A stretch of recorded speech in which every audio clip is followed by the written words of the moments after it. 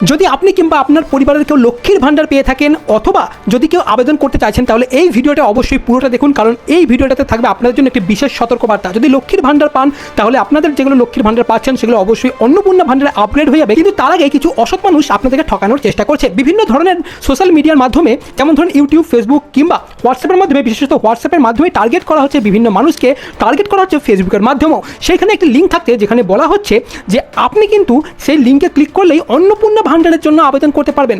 অফিসিয়ালিভাবে এখনো পর্যন্ত সরকারের তরফ থেকে অন্নপূর্ণা ভান্ডারের জন্য আবেদনের জন্য কোনো রকমের কিন্তু কোনো অফিসিয়াল নোটিশ পাবলিশ করা হয়নি। সুতরাং এই ধরনের কোনো ধরনের লিঙ্ক যদি আপনি ক্লিক করেন তাহলে কিন্তু আপনার ফোন হ্যাক হয়ে যাওয়ার সম্ভাবনা সম্পূর্ণ থাকছে। সুতরাং এই ধরনের লিঙ্ক যে কেউ পাঠাক না কেন আপনাকে কখনোই এই ধরনের লিঙ্কে ক্লিক করবেন না। আবারও বলে দিই, সোশ্যাল মিডিয়ায় বিশেষ করে হোয়াটসঅ্যাপে যদি কোনো রকমের যদি আপনার কাছে মেসেজ এসে থাকে তাহলে সেই সমস্ত মেসেজ কোনোভাবেই ক্লিক করবেন না। অন্নপূর্ণা ভান্ডারের জন্য এখনও পর্যন্ত কোনো রকমের ঘোষণা হয়নি এবং মনে করা হচ্ছে মুখ্যমন্ত্রী পদে শপথ গ্রহণের পরেই এই মাসে 15 তারিখের মধ্যেই অন্নপূর্ণা ভান্ডার নিয়ে আপনারা কোনো আপডেট অবশ্যই পাবেন। এই ধরনের কোনো আপডেট আসলেই অবশ্যই সবার আগে জানিয়ে দেবো আপনাদেরকে। ফেসবুকে দেখে থাকলে অবশ্যই পেজটিকে ফলো করে রাখবেন। এই ভিডিওটিকে আপনার আত্মীয় পরিজনকে অবশ্যই বেশি বেশি করে শেয়ার করবেন যাতে তারা কোনো রকমের বিপদে না পড়ে। দেখা হচ্ছে পরের ভিডিওতে, এখনকার মতো এতটুকুই।